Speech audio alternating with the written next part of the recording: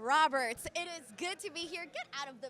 Oh, he's so jealous. Of course, he's just jealous, can't handle not having the spotlight. But anyways, I'm here with Sam Roberts. Sam, it's good to see you out here. The last time that we saw each other in person was over on the NXT show. That was a lot of fun. But now we're here at 2K23, and you got a chance to play the game. I wanted to get your thoughts on it. First of all, I love that you gave yourself a little pat on the back.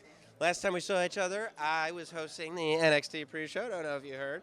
Denise, Salcedo. I love the game because, right, so I was playing the John Cena mode, and I was playing Rob Van Dam versus John Cena. And I love that match, but I also love that venue, right? The Hammerstein, right? I'm from New York. And so not only seeing that they got the Hammerstein right, but if you look in, like, the front row, it's all the ECW chairs, right? So, like, where they had, like, one-night stand chairs, like, there's ECW logos on the chairs, and the chairs are white. And the chairs for one night stand were. I was like, these are details that, like, I geek out over stuff like that. Yeah, that's like the cool thing. I think fans are going to be looking for that, right? 100%. And then I was playing War Games, and it was awesome. Like, I think they didn't cheap out on the War Games thing, right? Because I was like, okay, they'll probably just have them come out of nowhere, and here they come. But as you're playing the War Games mode, you can see the shark cages with the other teammates in them waiting to come out. That's a lot of detail. It's really cool. It's really cool. So I'm super happy with what I saw. So keep an eye out on the details. That's really something. So, Sam, I also want to talk to you about the entire weekend in general, because obviously, like, you do a lot of stuff with WWE, so you're keeping busy and whatnot.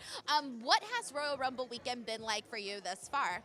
It's been super fun. So I got here on Thursday.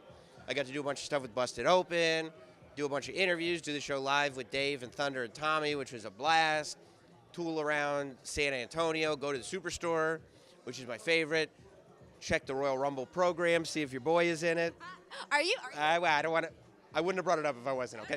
So, but you have the pro. I wish you had the program with you. I should be carrying it with me. Like, have you checked the second to last page, at the very back of the program? Have you checked?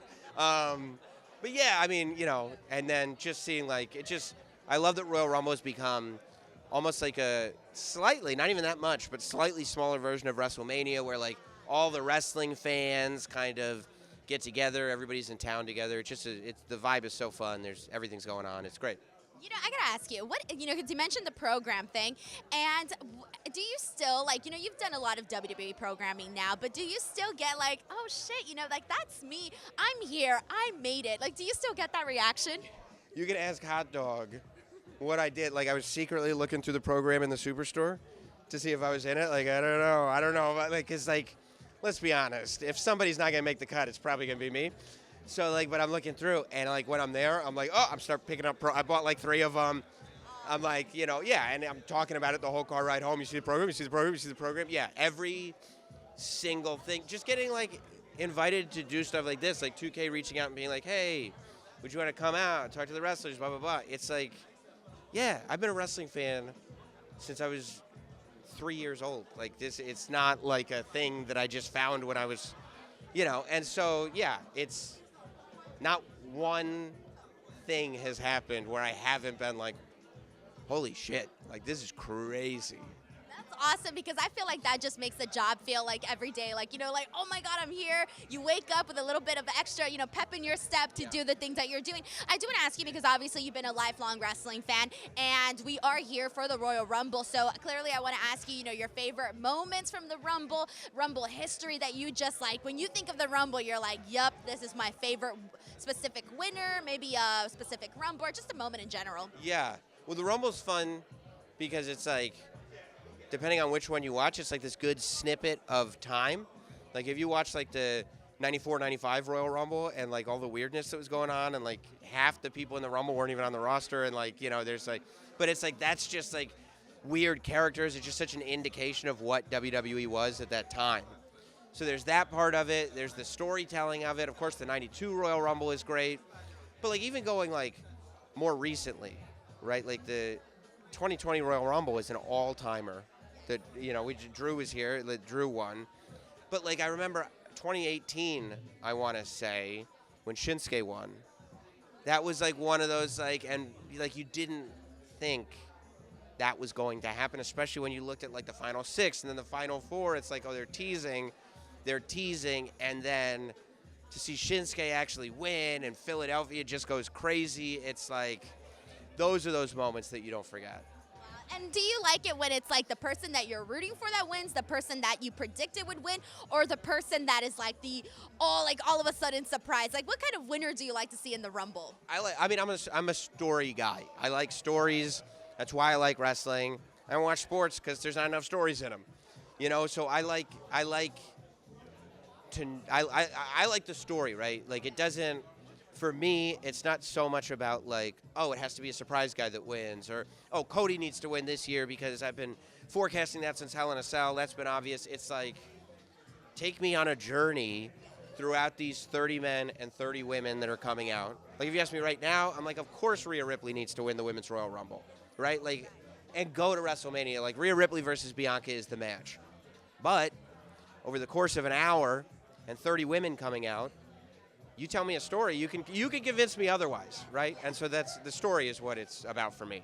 I love that because I feel like there's a little bit of, depending on each Rumble that you go into, like sometimes it's like, I want to be surprised, I want something unexpected, or like, no, this is the person that has to win. It's different every year. Now, Sam, I do want to go ahead and divert a little bit from wrestling because, as a podcaster, as a fellow YouTuber, you have really like just, surpassed and just done so much. Like, you have great numbers, you do a lot of shows, and you're really, really like, you know what it's all about when it comes to creating content and podcasting and all of that. So for you, what would you say are like your best tips, best advice for current podcasters, aspiring podcasters, just all of that?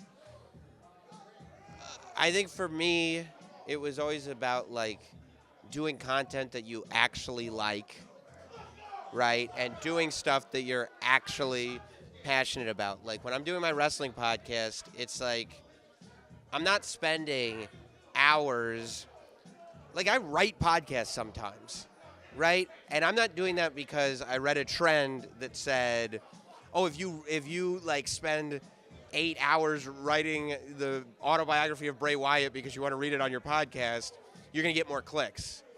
It's because, like, I want to do it, I enjoy the process, and I want it to exist. Like, I want this content to exist, so let me make this content exist. I feel like the stuff that I've liked the best that I've done has been that. It's like, this should exist. I want to make it exist. It'd be fun to make it exist. And I feel like that's why the fans connect to you or to any podcaster. It's because they want somebody talking about what they like and know what they're talking about. Right, and not try, because there's a lot of people who will see like a community like wrestling and go like, oh, that's a hot trend. Like, oh, let me watch for 6 months, 3 months, 1 month, and like just start coming out with some hot takes and put them on YouTube and blah, blah, blah. But you can tell. You can always tell, as opposed to somebody that, like, when they're not doing videos, when they're not doing podcasts, is really sitting there thinking about wrestling. Like, I sit around, if I can't sleep at night, I start, like, naming the WWE champions. And I don't count sheep. I count champions. I don't count sheep. I count WWE champions. I'm like, okay, how far back can I go? It's what I think about. It's what I like to talk about. I like to talk with other wrestling fans about it. So it's like, yeah, I mean, the fact that I've been, the amazing thing is that it's possible to make it a career now, right? Like, that's the crazy part. That's the part that, like we said in the beginning, makes me go like, oh my God, I can't believe it. Oh my God. Well, Sam, I love the insight that you have provided, especially regarding the podcasting space and all of that. But I seriously appreciate you taking the time to chat with me today because we are having a great time here at 2K23. Thank you, Sam. Thank you.